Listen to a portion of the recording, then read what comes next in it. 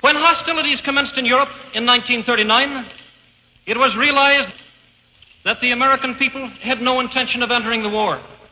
But they believed that this country could be enticed into the war in very much the same way that it was enticed into the last one. They planned, first, to prepare the United States for foreign war under the guise of American defense.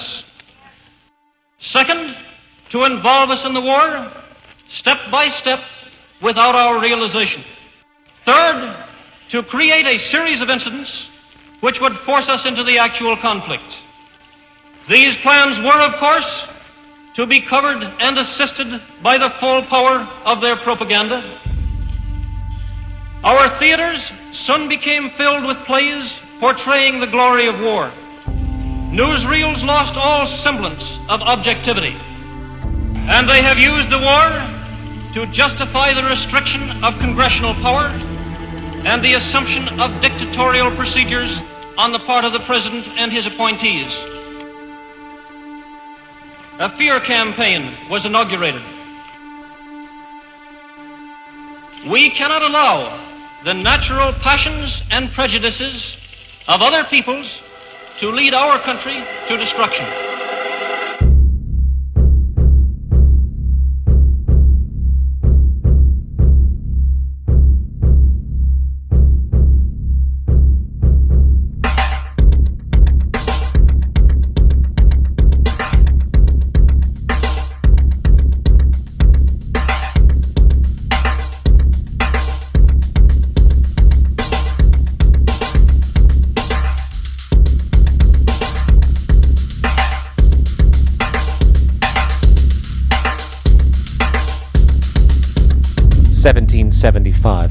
The American Revolutionary War began as the American colonies sought to detach from England and its oppressive monarchy.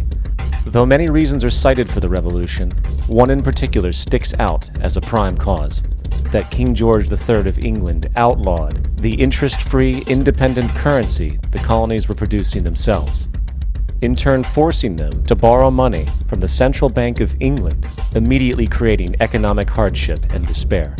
In the words of Peter Cooper, former vice president of the New York Board of Currency, after Franklin had explained to the British government as the real cause of prosperity, they immediately passed laws forbidding the payment of taxes in that money. This produced such great inconvenience and misery to the people that it was the principal cause of the revolution. In 1783, America won its independence from England. However, its battle against the central bank concept and the corrupt, power-hungry mentality associated with it had just begun. So what is a central bank? A central bank is an institution that issues and regulates the currency of an entire nation. Based on historical precedent, the typical powers inherent in central banking practice include the control of interest rates and the expansion and contraction of the money supply itself. Now, the central bank does not simply issue money to the government, it loans it to them with interest. Then, through the mechanisms of increasing and decreasing the supply of money, the central bank essentially regulates the value of the currency issued. It is critical to understand that the entire structure of this system can only produce one thing in the long run: debt. It doesn't take a lot of ingenuity to figure this scam out, for nearly every single dollar produced by both the central bank and its regulated commercial banks is loaned at interest. That means every dollar produced is actually the dollar plus a certain percentage of debt based on that dollar. And since the banking system has the monopoly of the production of the currency, and they loan each dollar out with an immediate debt attached to it, where does the money to pay for the debt come from? it can only come from the banks again, which means the banking system has to perpetually increase its money supply to temporarily cover the outstanding debt created, which in turn, since that new money is loaned out at interest as well, creates even more debt. The end result of this system is essentially slavery, for it is technically impossible for a government, and thus the public, to ever come out of the self-generating debt.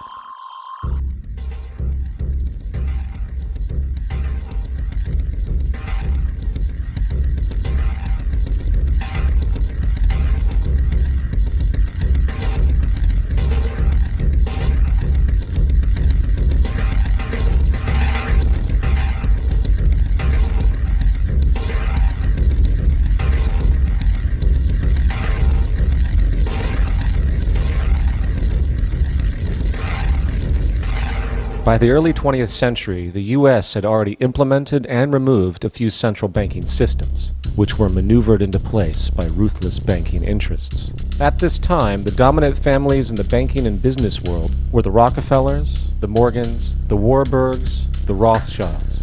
And in the early 1900s, they sought to push, once again, legislation to create another central bank.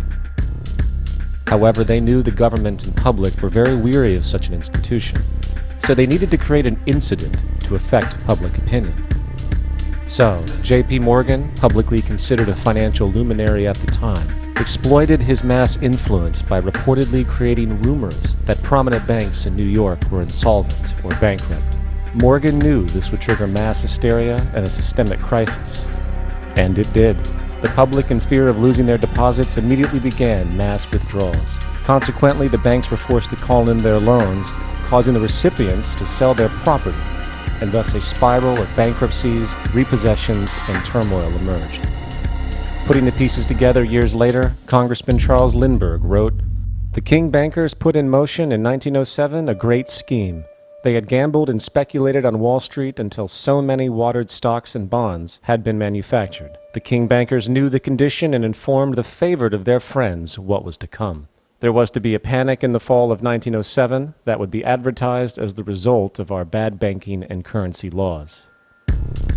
The Panic of 1907 led to a congressional investigation headed by Senator Nelson Aldrich, who had intimate ties to the financial powers and later became part of the Rockefeller family through marriage. The commission led by Aldrich recommended a central bank should be implemented so a panic like 1907 could never happen again. This was the spark that the bankers needed to initiate their plan, and in 1910 a secret meeting was held at a J.P. Morgan estate on Jekyll Island off the coast of Georgia. It was there that the central banking bill called the Federal Reserve Act was written. This legislation was written by bankers, not lawmakers. This meeting was so secretive, so concealed from government and public knowledge, that most of the figures who attended disguised their names when en route to the island. After this bill was constructed, it was then handed over to their political frontman, Senator Nelson Aldrich, to push through Congress. And in 1913, with heavy political sponsorship by the bankers, Woodrow Wilson became president, having already agreed to sign the Federal Reserve Act in exchange for campaign support. And a few days before Christmas, when much of Congress was at home with their families, the Federal Reserve Act was voted in, and Wilson in turn made it law. The night before its passage, Congressman Charles Lindbergh pleaded, "This act establishes the most gigantic trust on earth. When the president signs this act, the invisible government by the money power will be legalized." Now, the public was told that the Federal Reserve System was an economic stabilizer, and inflation and economic crises were a thing of the past. Well, as history has shown, nothing was further from the truth. The fact is, the bankers now had a streamlined machine for economic manipulation. It's alive! It's alive! It's alive! For example, from 1914 to 1919, the Fed substantially increased the money supply, resulting in extensive loans to small banks and the public. Then, in 1920, the Fed deliberately contracted credit in an extreme way, thus resulting in banks having to call in large numbers of loans, and, just like 1907, bank runs, bankruptcy, and systemic collapse occurred. Numerous competitive banks outside of the Federal Reserve System collapsed, further consolidating the monopoly of the money trust cartel. Privy to this scheme, Congressman Charles Lindbergh pronounced, "Under the Federal Reserve Act, panics are scientifically created. The present panic is the first scientifically created one, worked out as we figure a mathematical equation." However, the Panic of 1920 was just a warm-up. From 1921 to 1929, the Fed again increased the money supply, resulting once again in extensive loans to the public and banks. There was also a fairly new type of loan in the stock market, the broker call loan. Very simply, this loan allowed an investor to put down only a fraction of the stock's value, with the rest being loaned from the broker. This method was very popular in the roaring 1920s, as everyone seemed to be making money in the market. However, there was a catch to this loan. It could be called in at any time and had to be paid within 24 hours. And the typical result was the selling of the stock purchased with that loan. So, a few months before October in 1929, J.D. Rockefeller, Bernard Baruch, and other insiders quietly exited the market, knowing the bubble created was about to burst. And on October 24, 1929, the financiers who furnished the call loans started calling them in masse. This sparked an instantaneous massive sell-off in the already inflated market, as sell orders and margin calls were systemically triggered. That then led to mass bank runs, eventually collapsing thousands of banks, enabling the large banks to buy up the now failed ones at a discount. But it didn't stop there. Rather than expanding the money supply in order to recover from this economic collapse, the Fed actually contracted it, fueling one of the largest depressions in American history. Outraged, Congressman Louis McFadden, then chairman of the House Banking Committee, filed petition for impeachment against the Federal Reserve Board, stating, "Mr. Chairman, we have in this country one of the most corrupt institutions the world has ever known. I refer to the Federal Reserve Board and the Federal Reserve Banks. This evil institution has impoverished and ruined the people of the United States and has practically bankrupted our government.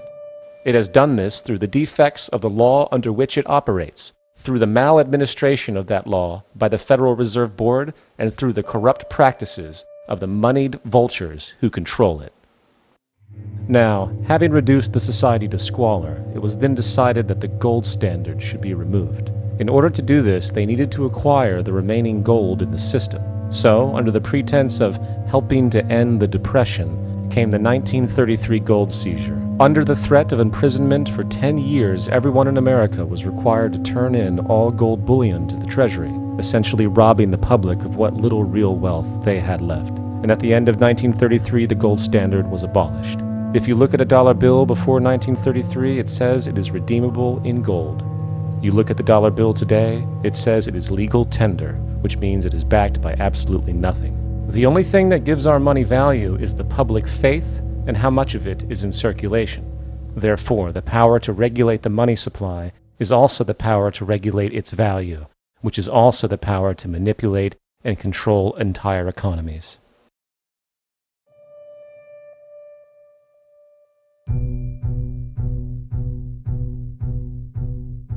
It is important to clearly understand, the Federal Reserve is a private corporation. It is about as Federal Express. It makes its own policies and is under little regulation by the U.S. government.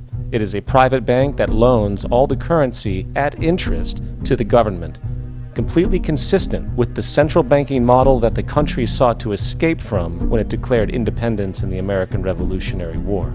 Now, going back to 1913, the Federal Reserve Act was not the only bill pushed through Congress for the vested financial interests. They also pushed its partner, the federal income tax. First of all, the federal income tax is completely unconstitutional, as it is a direct, unapportioned tax, and the required number of states needed in order to ratify the amendment to allow the income tax was never legally met, and this has even been cited in modern court cases.